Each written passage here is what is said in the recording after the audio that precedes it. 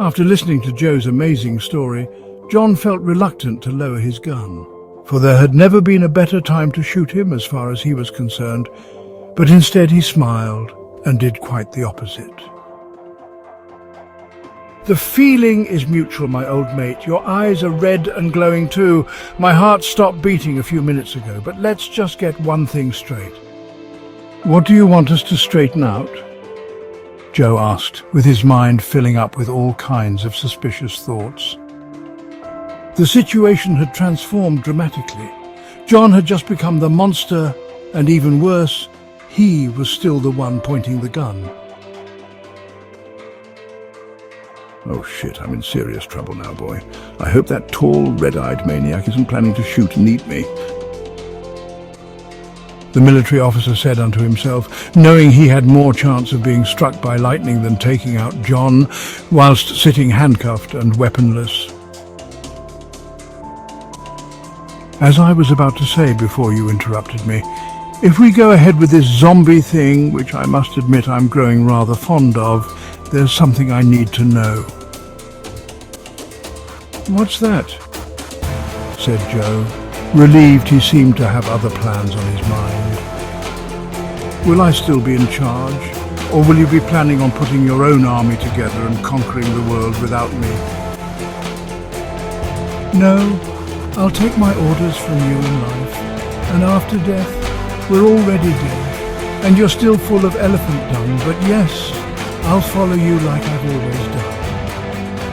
The first officer made a proud statement, which his leader was awaiting to hear. He didn't fancy being eaten alive by the legendary captain in the back of a military truck. But the cap was left feeling rather doubtful, as he based the situation upon his logical assumptions. No loyalty among thieves. Could that be the same for zombies, he wondered, staring at his complete red-eyed friend? "I know we're on the same team, but if you ever try to eat me, I'll make you wish you weren't born." John issued his automation. "The same goes for you." Joe made it clear he wouldn't be standing for that crap either. "We'll need a bigger army," said John, while holding onto his chest and looking rather surprised. For some strange reason, his heart began to beat again, as if he'd somehow come back to life. "But what have I become?" he asked himself, for as far as he was concerned, he was already dead, well, at least the last time he checked.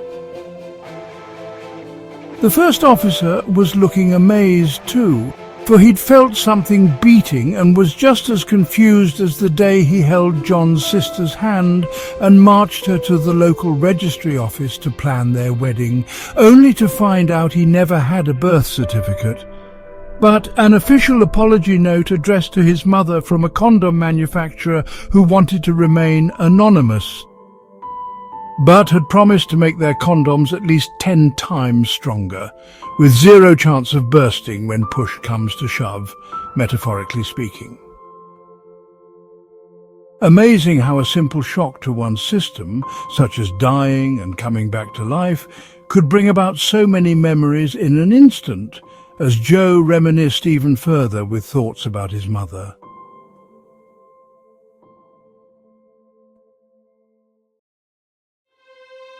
Anastasia was the name her parents gave her. Well, that's what she told everyone she met whilst living in America, but claimed Russia to be her birthplace. In all honesty and fairness, she didn't know who she was, as she couldn't quite remember. Convinced herself she was a princess, the lone survivor from a royal family destroyed by their government.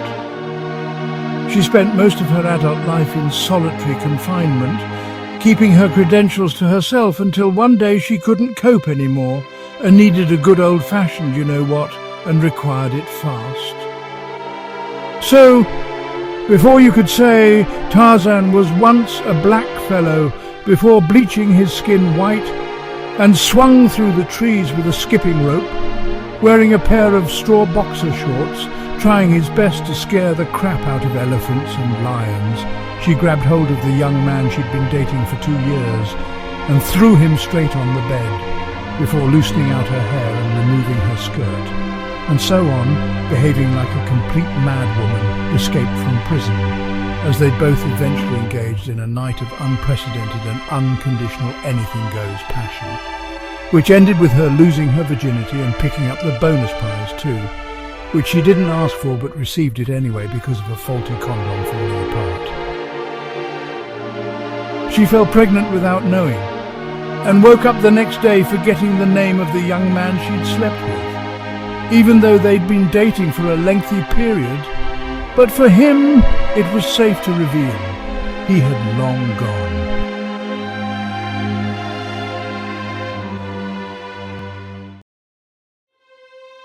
For he'd got what he wanted after she'd made him wait for what seemed like a lifetime, so with no time to mention goodbye or thank you ma'am, he leaped through the bedroom window and pole vaulted over the neighbour's hedge using an estate agent's fallen down for sale sign, leaving behind his handgun and holster. He couldn't wait to escape the ordeal he'd endured, from being pinned down by a leg wrapped across his torso and an arm around his neck all night, with her face snoring away with an eye shut and other wide open, staring straight at him.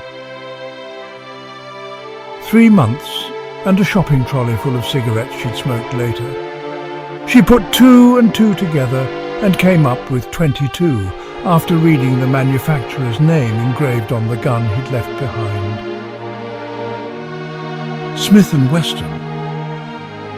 Must have been the man she'd slept with. Well, that was the conclusion she settled for, before lodging a complaint to the condom manufacturer, which led to her taking them to court. After winning the case somewhat months later, they granted her $1 million in compensation, as it could have been twins, triplets, or even quadruplets she fell pregnant with. A 2-year supply of condoms was also awarded to her on compassionate grounds, which she never used because she misplaced them somewhere, or perhaps sold them on the black market. Joe Smith, she'd later named her son, with nothing in the middle. Poor Anastasia. She struggled to remember the simplest of things, but not without having a flashback, but somehow forgot to get her one and only child a birth certificate, which didn't bother her too much, for she'd signed the apology note from the condom manufacturer, which clearly stated his name, and that was good enough. The years seemed to fly by, but sadly her relationship with her son came to an abrupt ending. When Joe arrived home from college one midsummer evening, ready to eat the house, I guess hungry as hell was an understatement. In fact, the mood he was in, he could have eaten a mature horse, including his shoes, saddle and eye blinkers. So without even saying hello, "How was your day?" Anastasia sensed her son's urgency to devour something fast and dished out his dinner upon a large tray, which he took from her and walked off into the living room, for he had no time to greet neither. After switching on the TV, he made himself comfortable on his mother's favourite sofa, eating his dinner whilst focusing his eyes on his favourite show. Some mothers do have them. Upon watching Joe shoveling food down his throat as fast as he could, Anastasia vacated the living room and tiptoed all the way up the stairs, onto the landing and straight into her bedroom without making a sound, locking the door behind herself before phoning the police. She'd forgotten who her son was, and as a sergeant answered the call, she screamed, "Help! There's a burglary in progress. A man has broken into my home, stealing my dinner." A young officer took over the conversation and managed to calm her whilst asking a few questions and taking a few details like her address and so on. "Is the burglar still inside your property or has he fled?" "He's sitting on my favourite sofa, stuffing himself silly. I've had to lock myself in the bedroom. Please hurry and come around before he eats me out of house and home."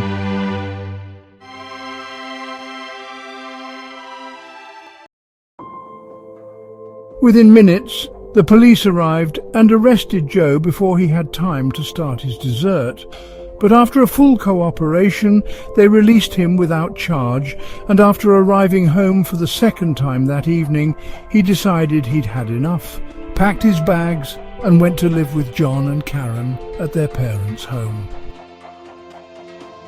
2 weeks later, 3 men wearing white coats arrived at his mother's luxurious villa, following complaints they'd received earlier of her standing in the front garden dressed up as Superwoman, trying her best to sell to the old folks that walked past her gate fake lumps of kryptonite she made from a glass vase she smashed up the day before. The 3 men didn't stay long, but insisted she came along with them to an undisclosed mental institution where she was admitted, and after an initial assessment she was diagnosed with a very rare condition called MARS, which was short for Madders-Hell syndrome, and there wasn't much they could do for her. It saddened Joe to hear the news, but he convinced himself she was in the right place to get the help she needed, until she made her glorious escape 2 weeks later. At the stroke of midnight, she picked her room door's lock with a hairpin taken from her hair and established her way to the canteen on the 5th floor. She knew the door would be left unlocked with no one present until 6 a.m. from some information she received from a chef who'd worked there who wanted to make sweet music with her, along with so many other things. After entering the massive room, she walked straight through onto the kitchen and stood by the sink, trying to figure out why she came to be standing there all by herself and so late in the night. She didn't have to panic for too long, for she received an important message from her inner self, reminding her she showed up to break free and get the hell out of the godforsaken place before someone finds out she's not in her room, which she took on board, and with no time to spare, grabbed hold of the sink with both hands, ripping it straight off the wall. "Oh shit!" she said after realizing how heavy the object was, but there was no turning back. She needed to take out the windowsill bars if she wanted to make an escape. So Anastasia huffed and puffed and threw the bloody thing straight through the window, setting off alarms throughout the building. Seconds later, she wore a devilish smile on her face before taking a deep breath and leaping through the enormous hole she made, which was done with excellence. In fact, the precision was so perfect it was almost military style. Only God knew how she managed to dive through without cutting herself as she somersaulted into a descending freefall, breaking every single world record for the most twist and turns, backward flips and front flips, before landing on her feet and running off into the moonlight, vanishing forever.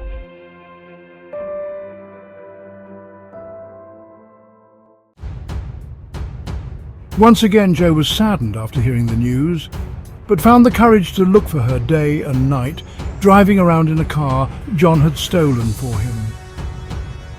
The days became weeks, until a month had passed before he'd abandoned his search, leaving behind the proper authorities to do their work and launch another missing persons file. His world had been torn apart, ripped from beneath his feet and tossed aside as he sought answers. Depressed and heartbroken he felt as the days went by, until Karen gave up her daytime job as a trainee loan shark to offer him the support he needed. Plus, she wasn't being paid enough to harass people. The decision she made could have easily stopped him from harming himself or even someone else. A year afterward, Joe and Karen were messing about in the living room when they stumbled on a documentary about the old Russian royal family.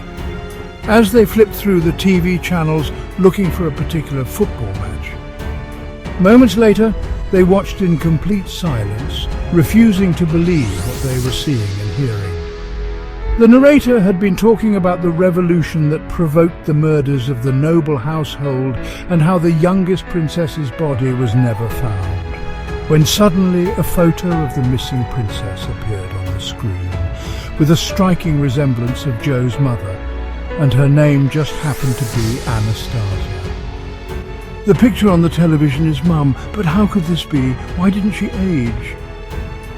Joe asked himself, while Karen continued to shake her head in denial. Moments later, she stared into the eyes of her future husband and said, "Looks like she got away again, Joe."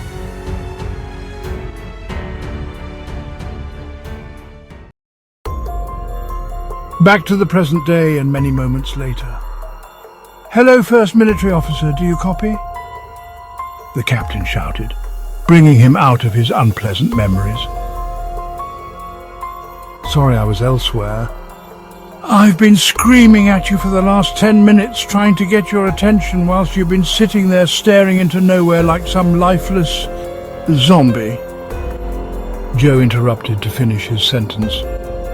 Yes, you picked the word out of my mouth. She could have been a time traveler. What the hell are you talking about? My mother. Oh, okay. The Cap replied, thinking to himself, "Yeah, right, whatever." Or maybe she was abducted by aliens who took her away for half an hour in their time and returned her 100 years later in ours. That would explain why she never aged and why she had problems remembering things. Perhaps they did something to her brain to make sure she forgot her abduction. Joe explained his alternative theory. "You could be right," John replied, for he'd often felt the need to abduct her himself. But she always made it clear she was a good few years older than his mother, giving him no choice but to apply the golden rule, which he lived by and swore to honor until the day he would die. But that never stopped him from fantasizing about her. He could never forget her slender figure, jet black hair and cute smile, even though she was forever chasing him and Joe, or trying her best to beat the crap out of them for stealing money out of her purse, or bringing home someone's cat they'd stolen, seeking to pass it off as a stray.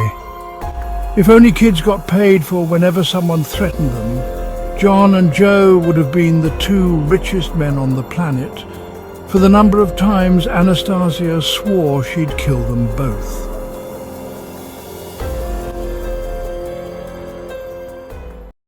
The adolescent John Stevens was dying to grow up before his time and determined to find out what was under Anastasia's skirt. So whilst Joe was away on a school holiday camping trip, he decided to take the week off of school to help her do some gardening and walked around with a small mirror stuck to the end of his right boot, praying for her to bend down at some stage. But if Joe ever found that out, he would have killed John himself. But from the Cap's point of view, she knew what she was doing to his young, foolish heart, as she constantly wore miniskirts with matching bra tops. Even when the snow settled, she'd wear a sheepskin miniskirt to keep warm. Oh, how he wished he could have had his way with her outside in the rain, or on a private plane, maybe somewhere in Spain, for she used to drive him insane.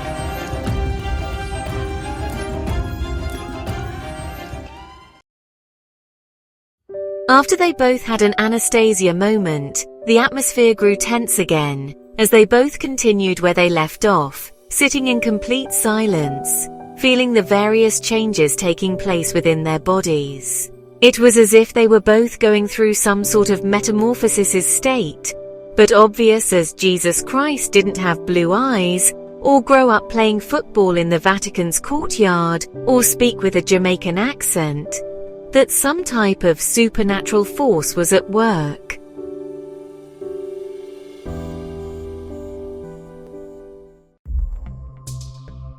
The captain lit up a cigarette, and after taking a few puffs, "Sorry, son, did you want one?"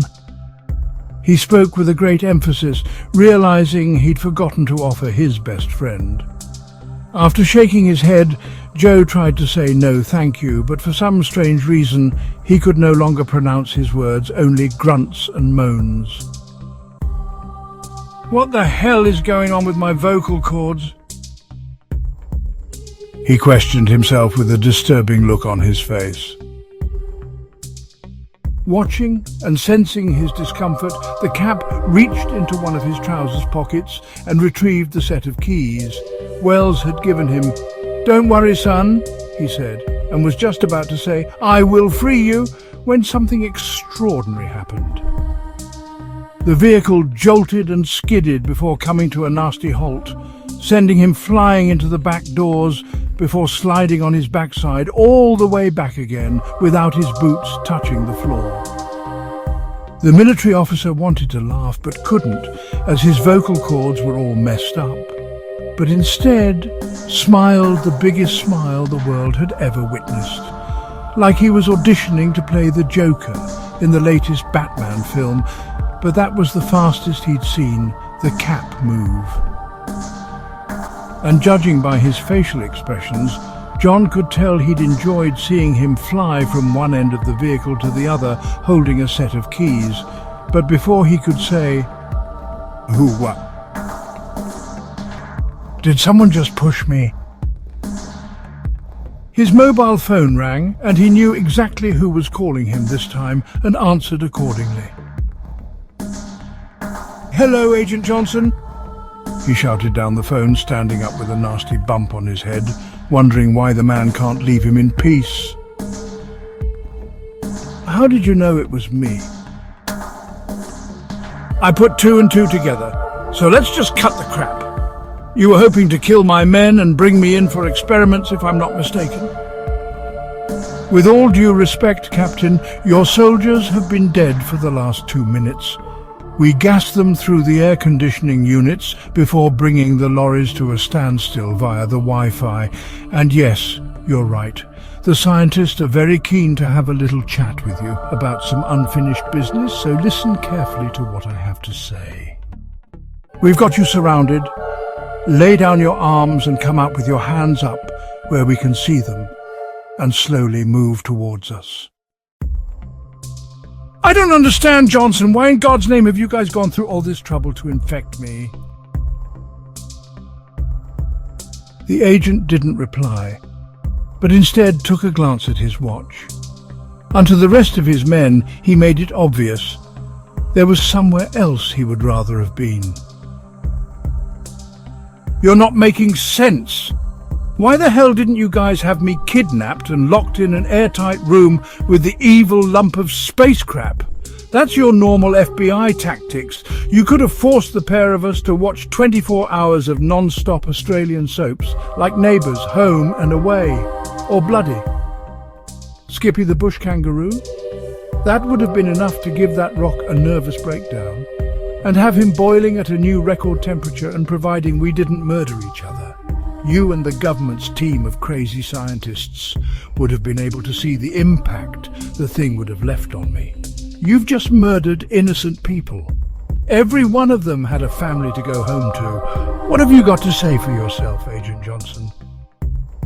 The captain screamed down the phone as it fell silent, leaving him talking to himself under his breath. "I will kill him," he kept repeating, while waiting for a reply from the almost extinct FBI man. Meanwhile, Joe looked on, enjoying himself. In fact, seeing his leader get himself all worked up had him smiling like he'd just won some fabulous prize, and the last time he'd smiled like that was when Karen told him she was still a virgin.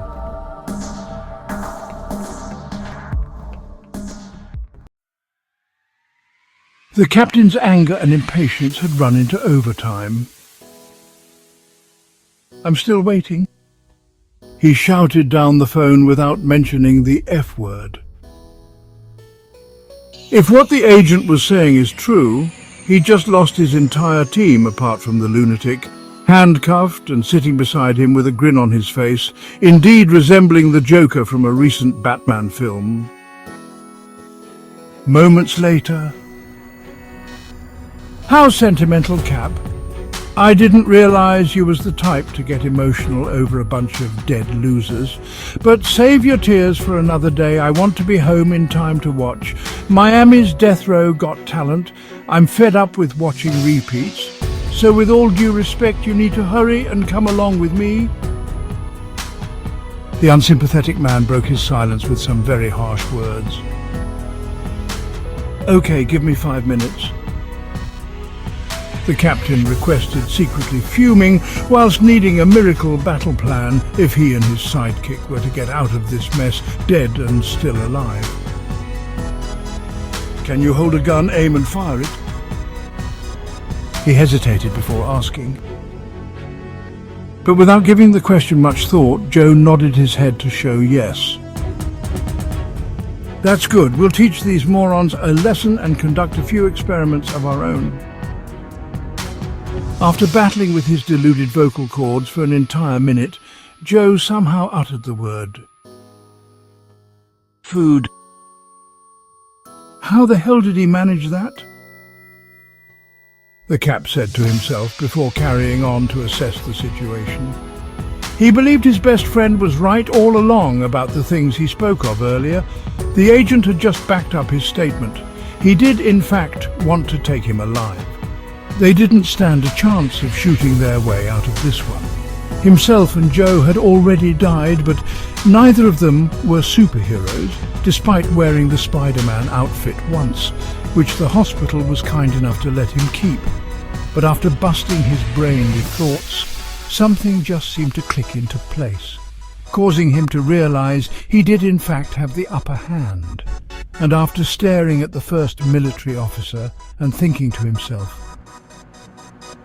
"Who's that dead bastard trying his best to laugh at?" he put together a brilliant evil plan. "How many men do you have with you?" he asked the agent waiting on the line. For he'd already marked himself as safe, but needed to know the exact figure so he could somehow incorporate Joe's safety.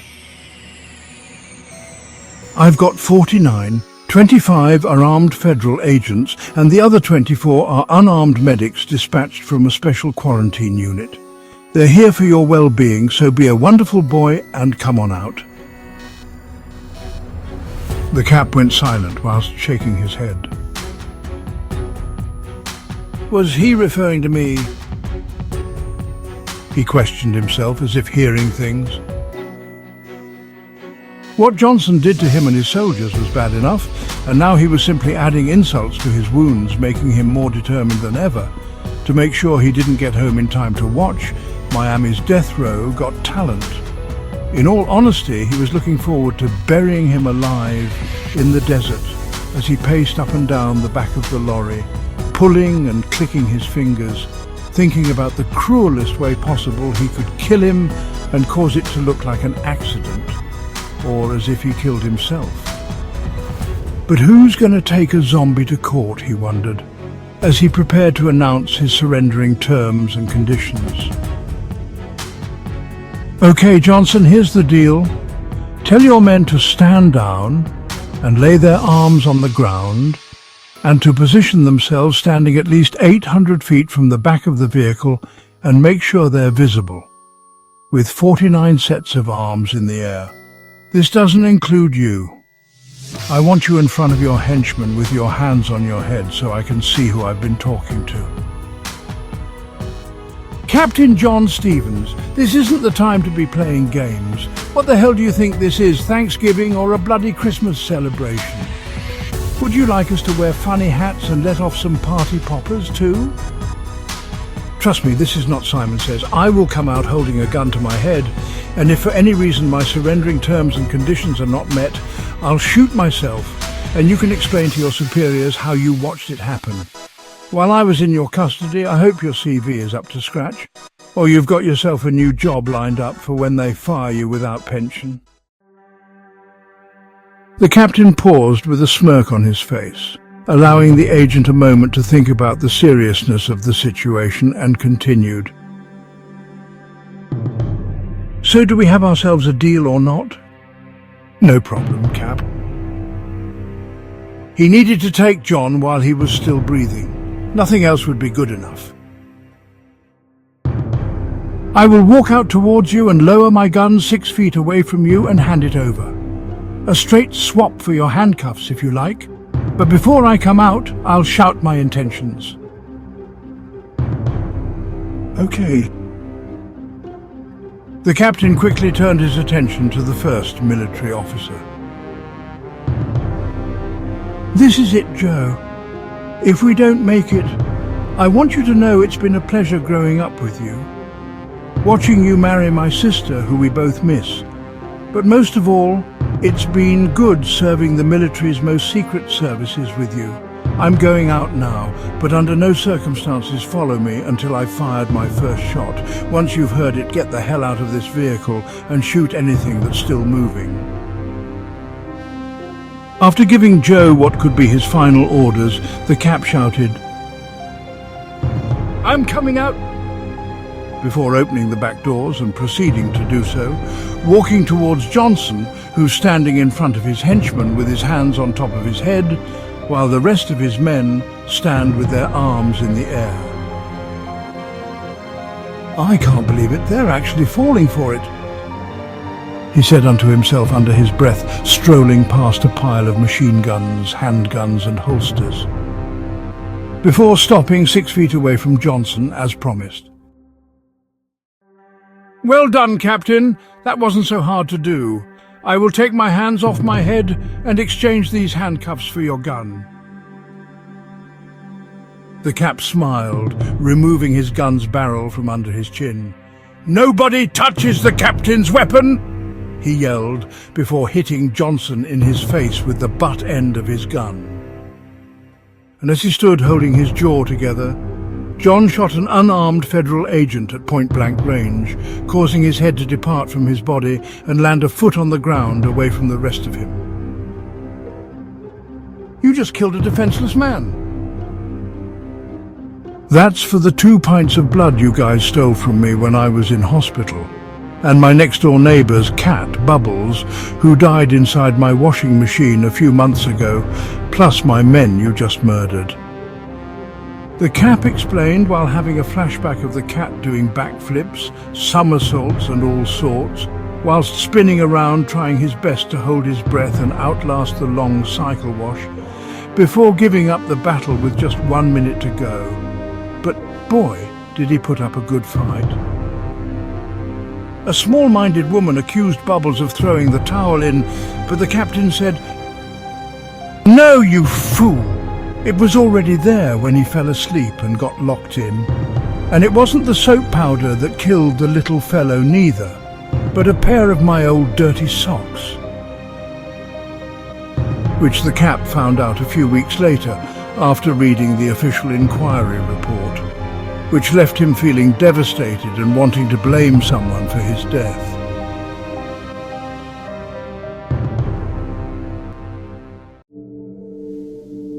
"Where were we?" he asked, after shaking himself out of his unpleasant memory. "You hit me with your gun, killed an honourable FBI man and mentioned something about a bloody cat." "Oh, okay," he replied, before turning his attention to Johnson's men. "Listen up, you bunch of unarmed losers. I will keep this short and as real as possible. You can either join me or die. But don't worry, I'll give you a few minutes to think it over. But if any of you guys try anything silly, I will blast Johnson's teeth out, and nobody wants to see him drinking soup through a straw emerging from his chest or sticking out his backside for the rest of his miserable life. So take a minute or two to consider my more than fair, straightforward proposal." Johnson shook his head in disbelief, trying his best to come to terms with the mistake he made. He should have known better than to trust the crazy madman of a captain who was now staring at him, with pure hatred written all over his face. Intimidated he felt, but not enough to be frightened. But even so, he tried his best to look away and avoid making unnecessary eye contact. Amid the commotion, he spotted over the Cap's shoulder what appeared to be a man holding a machine gun, approaching twice the speed of a snail and shouting, "Food." After observing for a further minute, his curiosity got the better of him, giving him no choice but to ask, "Who the bloody hell is that?" The Cap knew who he was referring to, but didn't want to look over his shoulder to make sure, in case the agent had a brainwave and tried to disarm him. "That's my first military officer, Joe Smith. The rock killed him and brought him to life again, but messed with his vocal cords. He's moving around like British Rail, but apart from that, he's okay. I told him to come running out and shoot anything that moves once I've fired my first shot." "Oh yeah?" Johnson said unto himself, just as an overwhelming stomach cramp came over him, causing his cheeks to puff up. Seconds later, he could no longer contain himself and had no choice but to burst out laughing. The sight of the first military officer walking with one leg, whilst dragging the other across the desert sand, holding his machine gun upside down, approaching to rescue the captain, was the funniest thing he'd ever seen. The Cap flicked his head around and back again to see what the agent was giggling about and almost ended up laughing too. But it was vital he kept a straight face whilst pointing his gun at the soon-to-be deceased. The speed he came running out, he's not liable to shoot sod all by the time he gets here and turns his gun up the right way, ready to fire it. We'd all be gone. In fact, this standoff would have ended 10 minutes ago if you didn't hit me in the face. Johnson explained, wiping the tears of joy from his eyes from where he'd been laughing so much. 3 full minutes later, the first officer made it to the Cap's side and rested an arm on his shoulder to prevent himself from falling over. After what seemed like a never-ending walk, "What's wrong, my old son? You look tired." Joe replied as John looked on, not bothered by his reply, but continuing to allow his best friend to use himself as his personal leaning post, whilst having overwhelming thoughts about putting the next phase of his plan into place. But for some strange reason, he was left feeling rather guilty. A mood had come over him from absolutely nowhere, causing him to contemplate killing himself along with Joe and the indigenous FBI man. That would have been the easiest way out for everyone, bringing an end to the madness before it's even begun. But the thought of taking over the world with a dead army was far more appealing to him.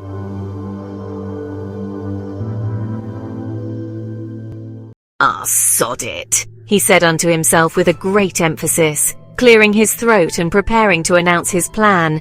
But before he did so, he took a minute or two to observe the terrified agents and quarantine men's faces shaking in their boots.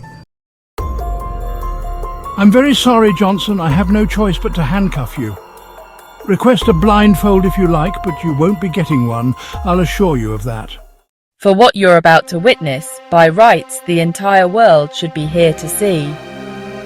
The Cap said with a proud smile on his face, before handcuffing the not-so-happy agent and giving the keys to Joe, who unto everyone's surprise swallowed them. "That's just bloody marvellous," said Johnson out of frustration, wanting to hit someone while wondering what was about to happen next. Without further delay, the Cap laid down his terms and conditions, ordering Johnson brothers who'd prefer to join him to form a line to his left, and anyone wishing to meet their maker, to stay where they're standing and qualify a sudden death. In no time at all, they formed a single file a few yards aside from the Cap. There was no need for them to be asked again, for they all stood together. John smiled before explaining to the terrified that his first officer would be coming around to brief them one at a time and assigned them to look to the right, away from Joe, so they could no longer see what's going on. "Under no circumstances do you attempt to swing around or run. You wait for your turn to be briefed. Have I made myself clear?" He instructed the unfortunate. "Yes, sir!" they shouted without realizing their fate. "Bite their throats and infect them," John ordered his right-hand man. "Are you out of your goddamn mind?" Johnson asked, as he was totally horrified by what he just heard, but was interrupted by the cap. Yes, I am, but I don't assume God's got anything to do with it. Just take a moment to consider things through, the agent pleaded, whilst Joe grabbed hold of one of his men by the hair, tilting his head back to expose his Adam's apple, and after receiving a nod from the leader, he did the unthinkable, sinking his teeth into his victim's collarbone, ripping his throat apart, causing him to shake violently as if he was having some sort of fit. Seconds later, he's released and immediately falls to the ground with blood gushing out his neck, but he is not dead, just going through the changes John and Joe went through. We still have time, Cap. We can put a stop to this madness. Whatever they've exposed you and Joe to, the effect is not as bad on you. You can fight this thing. It's not too late. We can leave the desert together with all this behind us. The agent pleaded again, but in vain. Do you read the Bible, Johnson? Yes, I do. God gave you the birth of humanity. Now witness my exodus, because today, I, Captain John Stevens, give you the beginning and the rise of the zombies.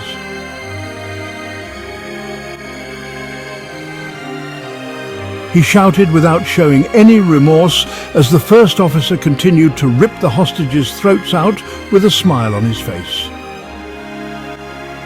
A few hours later was all it took for Joe to infect Johnson's men. In that short space of time, they'd all die and come back to life again. And as if seduced to the dark side of the Force, they'd prepare themselves to follow their new leader as they'd abandon the vehicles to make their way across the desert sand on foot whilst on the trail of human flesh. Johnson had been spared, but only to be taken prisoner, forced to tag along without knowing his fate.